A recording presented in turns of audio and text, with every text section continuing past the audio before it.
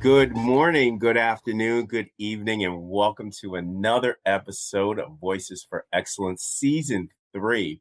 I am your host, Dr. Michael Connor, CEO and founder of the Agile Evolutionary Group, and of course, the proud host of VFE. And today's guest, I've been following her work for a few years now and very captivating, specifically how she is intentional working with leaders, teachers, changing practices, expanding various instructional as well as leadership methods in what I call this AC stage of education. We have had so many offline conversations. I said to myself, well, we need to get this on VFE because not only am I writing down notes for myself, I'm like, my audience is missing out on the expertise that Danelle brings. Just really, truly enjoying seeing the work that she's doing, leading across the country. Home base is in California. Very jealous at this time, Danelle, because it's getting cold here. You know, we got the space heaters out. I brought out the heated blanket. So I have to come back in. I'm going to have to go back out to California to come see you. But it is such an honor to have Danelle Almaraz here on VFE, where she is the Chief Impact Officer of Innovate Ed, where we'll get to expand more on that. But Danelle, good morning. It's late morning here, but early morning in California. So thank you for joining us so early. Welcome to VFE. Oh, thank you for having me. And just like you said, Michael, we've had so many great conversations via Zoom, and we said, oh, we should have recorded that. So thank Yeah, you for having me to share. And thank you for being a person out there changing education.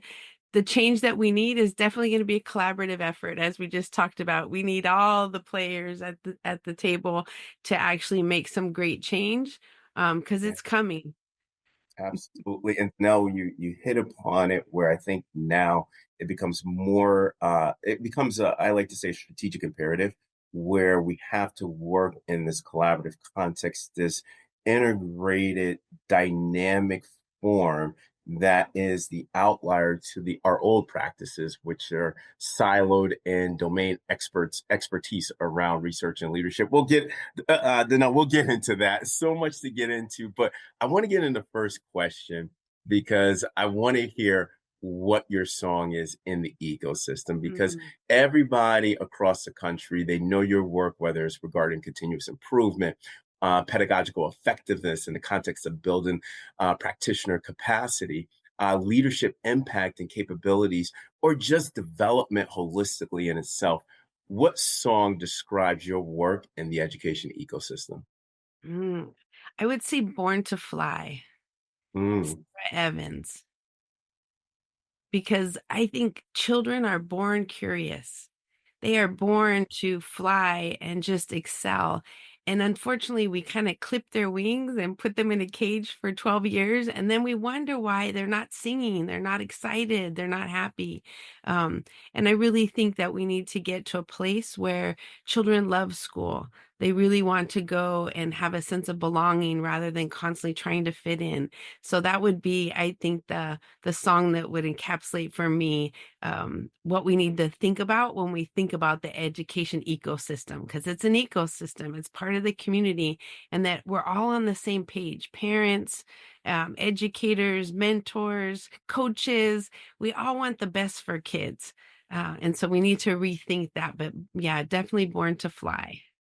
I love that, right? And you stated a sentiment that resonated with me, Danelle, is clip their wings. And Mm. when I think about that, Danelle, I always think about how the system is designed where innovation, creativity, student imagination is clipped because of, I like to say, those static, bureaucratic constructs that does not facilitate imagination. And you hit upon it where now when that is stifled, right, Mm. when that curiosity is stifled, belonging, inclusion, authentic engagement become stifled as well. So really love that our children are born to fly. And I think that we have this reset in the AC stage of education, the fourth industrial revolution, where now we had that critical learning during the DC stage of education, but how do we now expand it into the AC where students are born to fly. And I know you have been facilitating that for leaders and teachers across the country Mm. through your current work within Innovate Ed as the Chief Impact Officer. So, the work that you're underscoring within the ecosystem, again, is a strategic imperative, is a necessity in the AC stage of education after COVID-19. But in a high level overview or an abstraction of the work that you're doing, how are you assisting leaders and classroom Mm. practitioners to shift their practices to be in alignment with the new demands of this instructional paradigm of the AC stage of education? But more importantly, going back to your sentiment before, how is your work leading teachers so that now belonging, inclusion, and cultural engagement and agency is underscored in all classrooms? Mm. So one of the things is just clarity and alignment.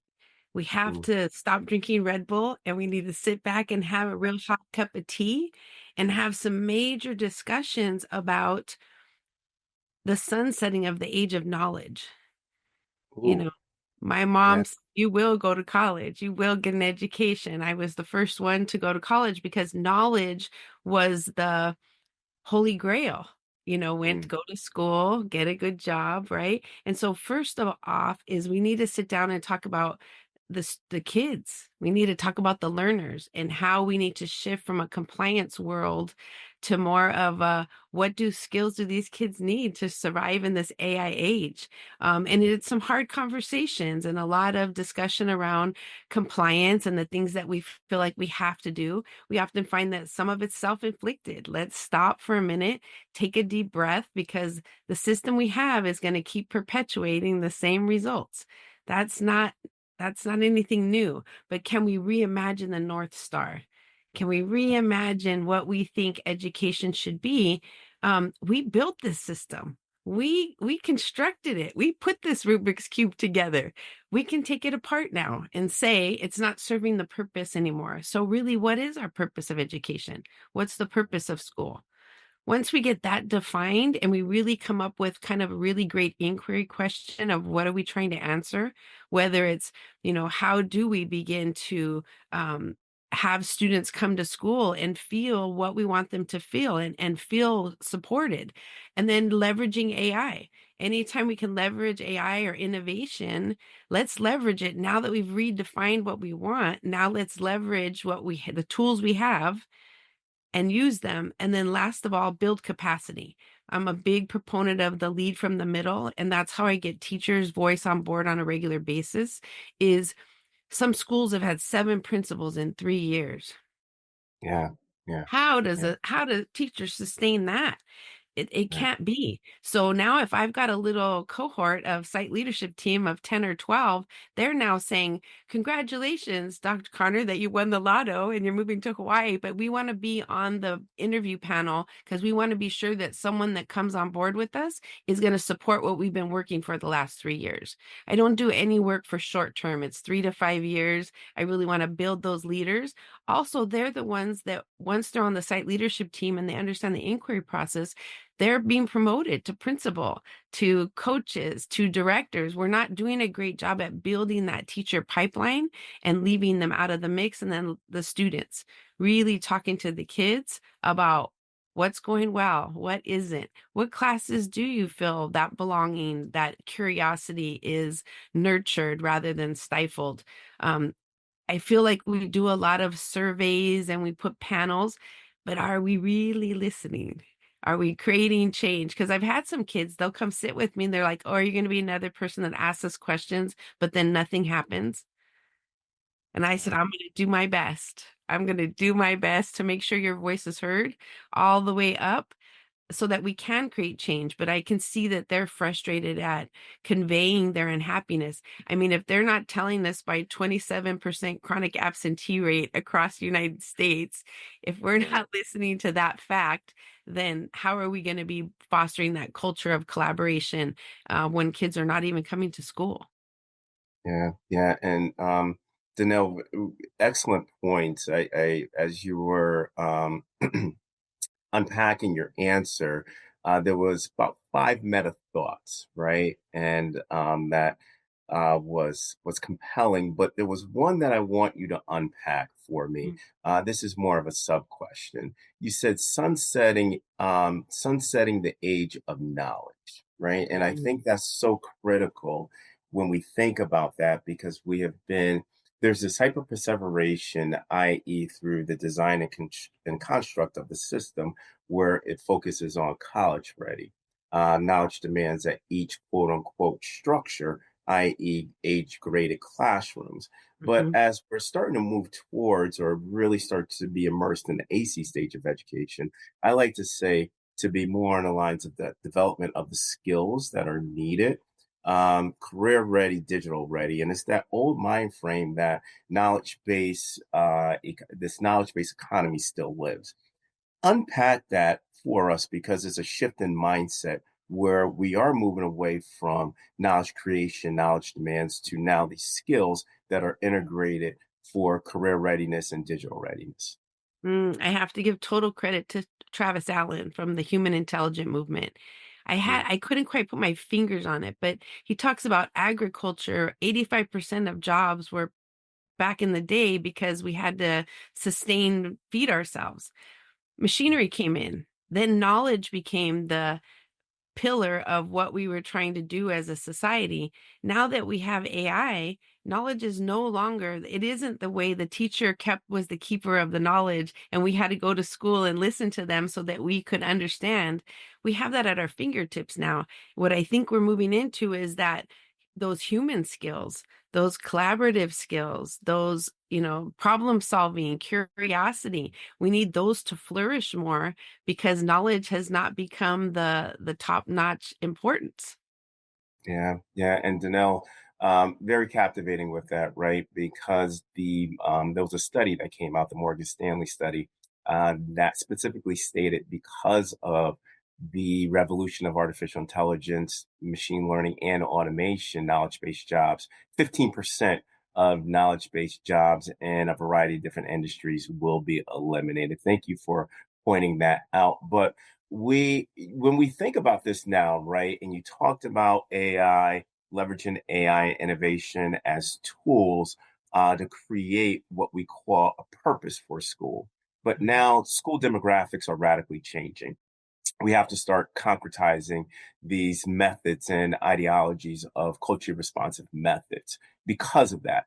Just to give you a prime example, Latino students within the past, I believe, 10 years have increased by 5 years, increased by 5 million with an estimate of 44 million by 2028.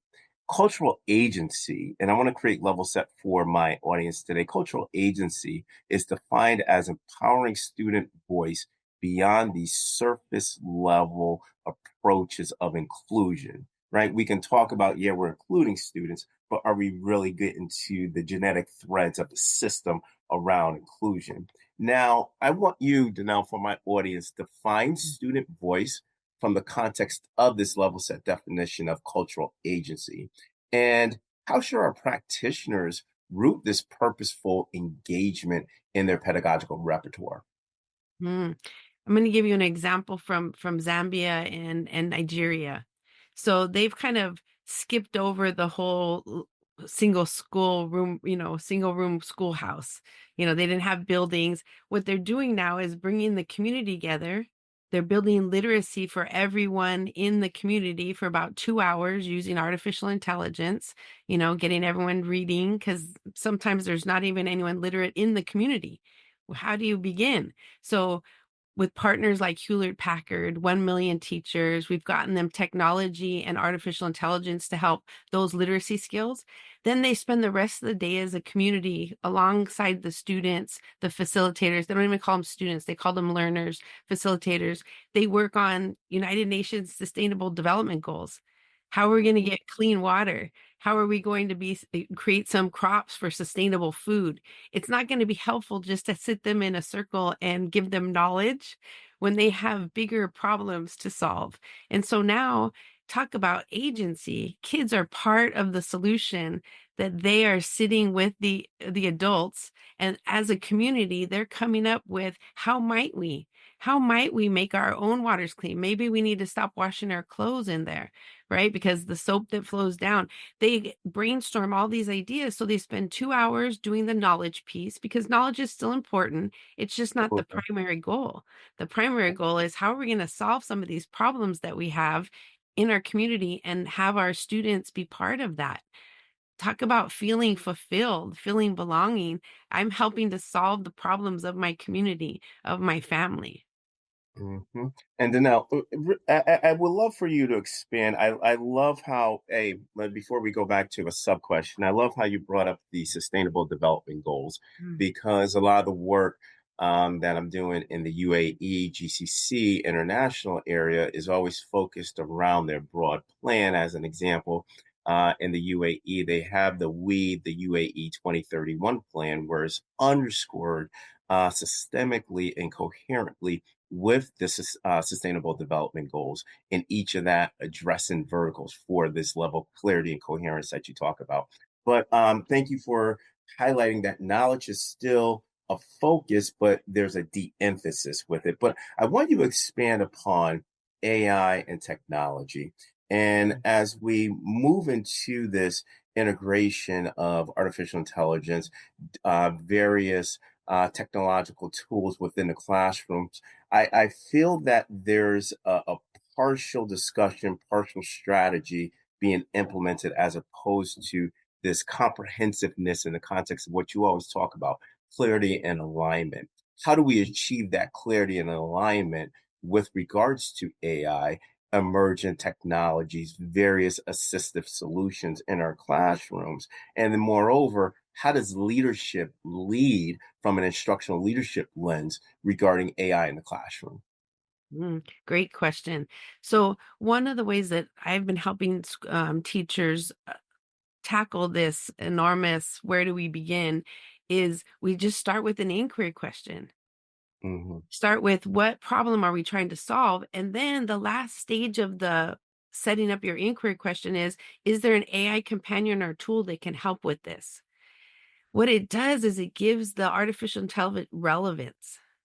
mhm, I think of back in the day when we did the apps. Remember, we thought Apple and all the apps were gonna save education, but yeah, without some kind of relevance of why are we doing this, it seems like kind of this neat, sexy tool, but we're not quite sure how to use it. So there really has to be a purpose. And so that's one of the places we start. We don't start with, hey, let me show you the 10 AI tools that I think might be helpful for you in the classroom. It starts with the inquiry question. And then once we do that, then we start brainstorming what are those AI tools that might be helpful in this situation. Sometimes the answer is there isn't, right? mhm, But mhm, in many cases, there's something that will make things a little easier. Or, for example, the other thing is I created an AI bot that was featured in Forbes around the Schools on the Move framework because I yeah, think first we need to have adults experience it. They need to experience what does personalization look like? It looks you mm, can ask any question you want without judgment and really understand how do you create innovation and change in a sustainable way. I can on the back end see the questions they're asking. So as a that's facilitator and a coach, I go in already knowing what are the questions that they were too embarrassed to ask in a group setting. I can mhm, see what they really wanna know. What problems are they having? What do I do with, the teachers that aren't willing to jump on board with our inquiry question? What do I do when the district brings an initiative in that doesn't align with our inquiry question? I can see all that on the back end. So I think them experience it themselves and then attaching it to the inquiry question gives it that relevance that they need to see how it can be helpful to them. really love your response, Danelle. And to my audience, please, that is a response. I always say this in every episode. We're in season 3 now, Danelle. And every episode, I say this. We use VFE as an asynchronous professional learning tool for leaders, practitioners, educators around the different verticals within the ecosystem, right? And your answer for AI is one of those answers that they should be able to, our audience, be able to play again, right? Because there was a lot of strategies that was embedded within that answer. Really loved how you talk about start with an inquiry question. I always think of now when you start with that inquiry question is that reverse engineering of starting with that question and working backwards. And I really loved how you stated that maybe that tool is not a good companion for these students or this pedagogical strategy where you have to be strategic with the AI. Love the AI relevance, but the intentionality that you highlighted explicitly, implicitly, I reference back to adult learning sciences, right? Andragogy, where we have to differentiate our capacity and capability support for the variety of, I like to say, adult learners, practitioners, leaders on this continuum of the adoption of AI.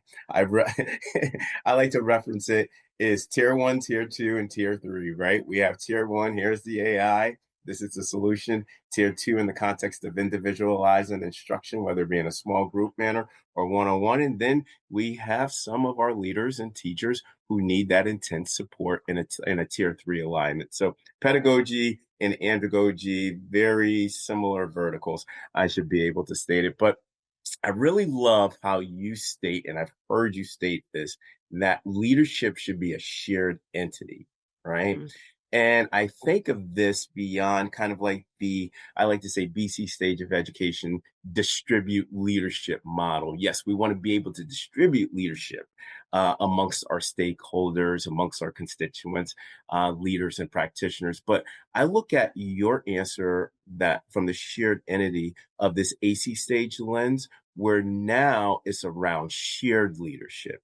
I think of distribute leadership, yes, but to go deeper with distribute leadership is to share leadership where voices are underscored agency, this design thinking principle around empathy, this Mm. ethnographic approach where leadership now comes from the variety of different verticals within the ecosystem.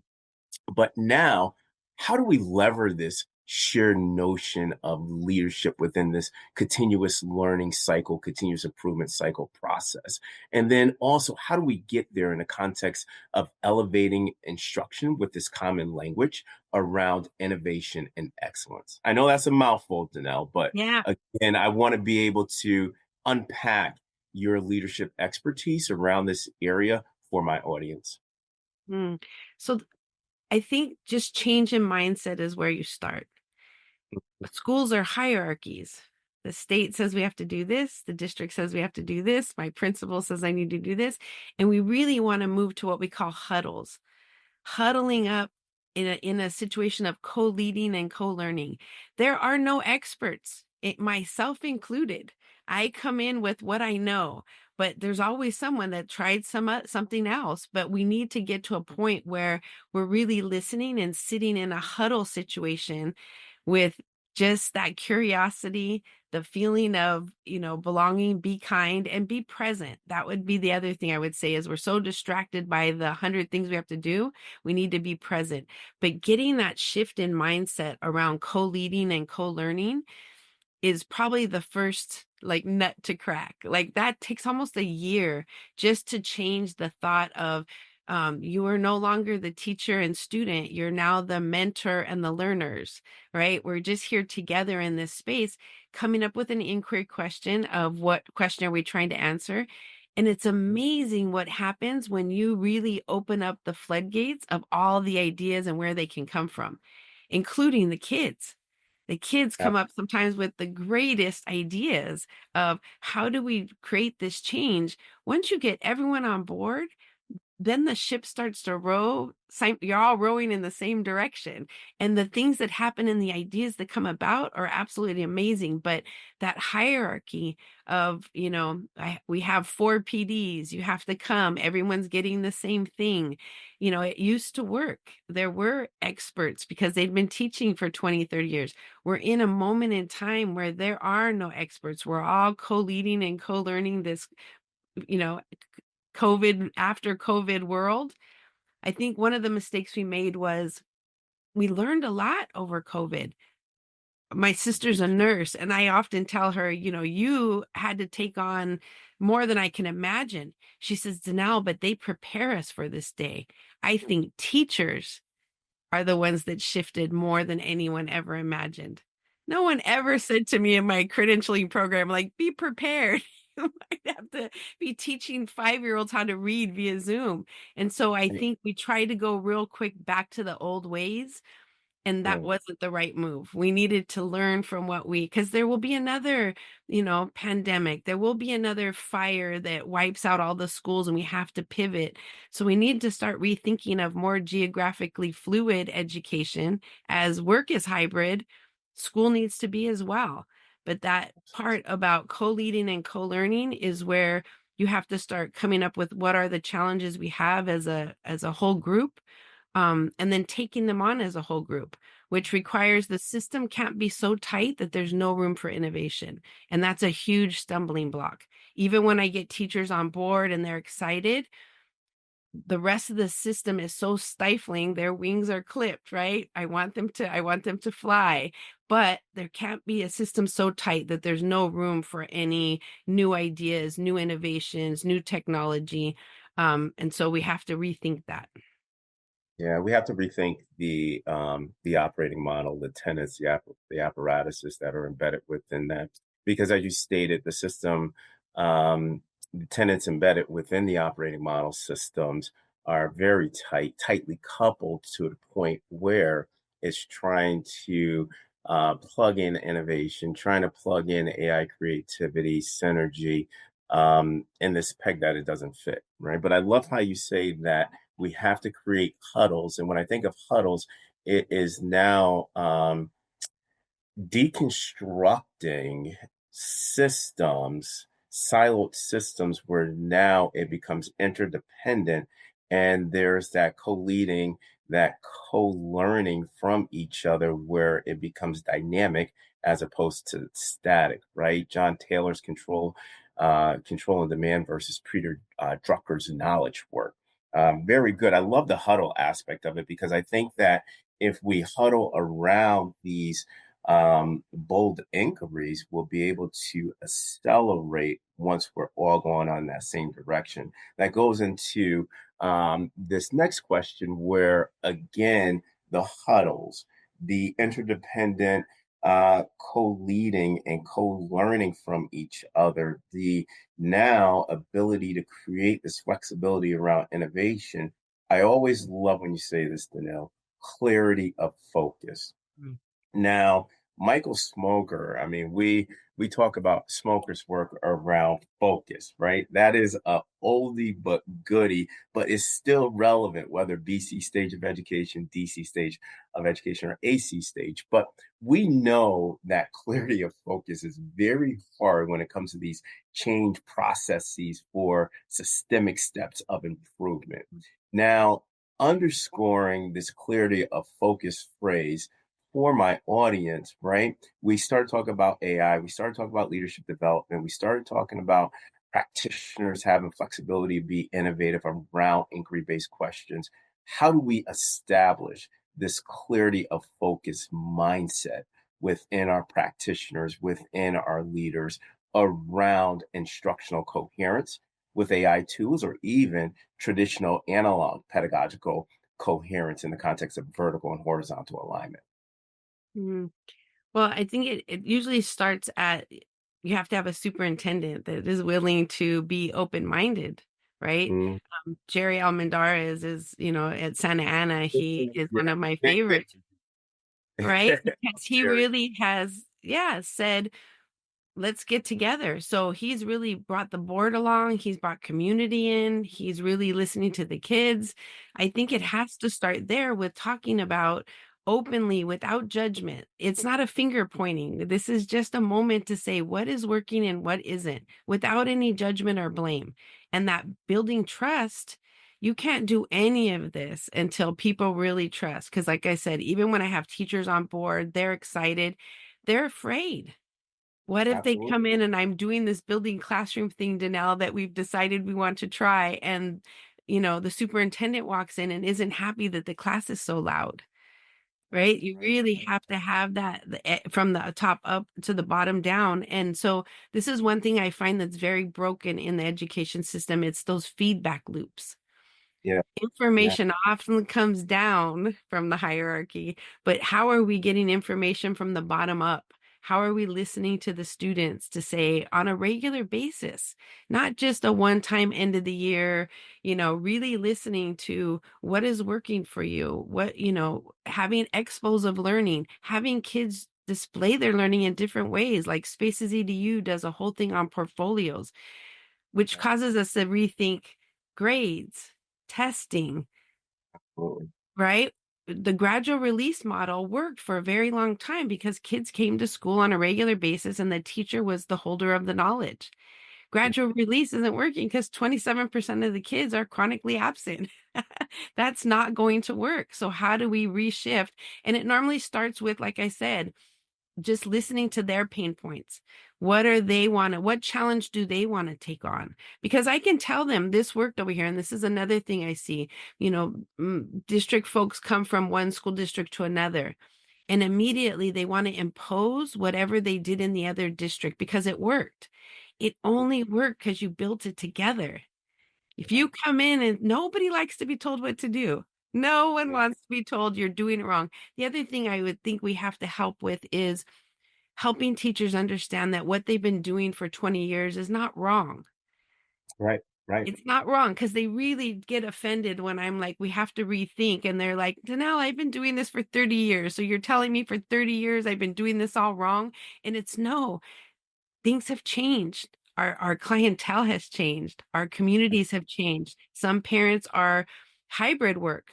So you can't get upset when they want to take their child with them to Tahiti for 2 weeks. We have to find a way to provide that education because who are we to say, no, you can't go? Right? That's a lifelong experience for that child.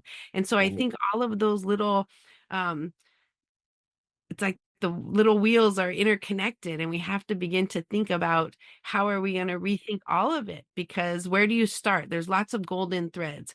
I start with leading from the middle and building teachers up, but grading is another one, assessment or testing, all of those things, even how we pay schools for ADA. Like yeah. we just Yeah. we don't want kids coming to school sick. So all of those components I think are little golden threads that we have to rethink as a society of what Yeah. is the purpose of schooling? What is the purpose of education at this moment? Absolutely. And Danelle, I'm a big fan of Jerry. Shout out to Jerry Almaraz out in Santa Ana. He is one of the leaders leading this work. Into my audience, if you want to go and see a great leader leading this, exactly what Danelle was highlighting, please visit Santa Ana and Jerry, who's doing a wonderful job out there. But Danelle, your answer is truly captivating because I love the example that you provided for rethinking education. I think this should be the tagline for education when we start to think about what reimagination look like, what rethinking of this model looks like, because you said it, you contextualized it perfectly. Our clientele has changed. We would not, if any other industry, any other product, we cannot have the same product from 30 years ago. I apologize, Danelle. Me personally, I'm not going to go put in a quarter and 25 cents, at the phone booth to make a call when I have this. The clientele has changed. The time has changed. Rotary phones, I put a rotary phone in front of my son. Very smart. He didn't even know what to do with it. The clientele has changed. Yes, what you did in the past is not wrong, but is it in alignment to the attributes, the dispositions, the characteristics, the needs of the new clientele, i.e., Generation Z, Generation Alpha? Thank you. And I really loved how you contextualized the gradual release model. So Mm. true. When we were in school, Danelle, it was strategic compliance. I'm going in there to get the A so that I can be able to matriculate into college or the next grade level. But now strategic compliance is not in alignment to what our students need. Generation Alpha, Generation Z, they always stated they want purposeful, they want authentic work, relevant, as you stated, as opposed to just going into school and fulfilling a grade. Feedback loops so important to close. This was another great answer to my audience. Please rewind that. But Danelle, this is the last question. You made it through BFE. Congratulations. I just missed the coffee. That's it. And we've been recording our conversations. Now we got it on video. But last question. I don't know if I can limit you. I'm going to try, but I don't know. But I'm inferring that you're probably going to expand on this question. But what three words, Danelle, and it's only three words, but take it as it is. What three words do you want today's audience to leave our podcast with regarding a future focus model for Generation Alpha and Generation Z in the AC stage of education? I'd say number one's curiosity. Mm-hmm. Let them be curious. Let them ask questions. I think that's what a lot of times kids ask, why do we have to learn this? They don't understand the relevance. But when you tap into their curiosity, it's amazing what they come up with or what they think. I'm always just fascinated to talk to young people. And I'd say empowerment, empowering them once they are curious, empowering them to move and have action on that, because curiosity in itself isn't going to change the world. We have to somehow empower them to now try some of these things, and that failure is not a bad thing. It's okay. Right. Let's try something else. And I'd say the last one is be innovative. Don't be Mm-hmm. so stuck. I see a lot of mistakes with AI tools. Like, we created an AI tool that creates more worksheets. We don't. Right? Yeah. Yeah. We. Yeah. We. That's. I think that's before the BC stage of education, right? We're going back to the agrarian stage of education. Right. And so don't just, I think of the Sammer model. We don't just want substitution of the things that we've done. Truly let them be innovative and try some things that we haven't tried before. Um, because we're going to be pleasantly surprised. I can tell you, after doing this work, continuous improvement work for 15 years, you will be Mhm. pleasantly surprised at some of the innovation that comes from, you know, teachers, students, parents, because sometimes they're not so bogged down with the compliance things that they have ideas that you're like, oh my gosh. And then you have to say, why can't we? Who do we have to talk to find out if we can do this? But you do have some leaders that are really now beginning to, open that box and say, let's try something different. And that's where I can come in and help them really rethink what are their priorities, and then help them start to build some leadership pipeline at this. We want to leave educators in a place where they're able to solve their own problems, right? Absolutely. Absolutely, Danelle. Curiosity, empowerment, and I love it. Be innovative. Four words, but necessary for Generation Z, Generation Alpha. Danelle Almaraz, thank you so much for coming on VFE. And for my audience, if they want to get in touch with you, talk to you with regards to their leaders, practitioners in your area of expertise, continuous improvement, AI, how would they begin? How would they be able to get in touch with you? Oh, LinkedIn's the easiest way. So just Danelle Almaraz, all A's, Almaraz on LinkedIn. And you can book a call so that we can talk and, let me come in and help. Let me hear what your problems are and let me see what I can do to assist or point you in the direction of someone that can, because this is going to require collaboration. The changes we have, we need lots of collaborators because it's going to take all hands on deck. Absolutely, Danelle. Thank you so much. And like I said, all the way from New York, I have been admiring your work from afar. Thank you. We have to have now another conversation because there are some points I want to extend upon because I learned from this episode. So, yeah, there will be a part two and then a part three and four as well. But Danelle, you're one of the, I like to say, impactful and influential thought leaders in our country. Thank you for the work that you do. Thank you for having me. Absolutely. And on that note, onward and upward, everybody. Have a great evening.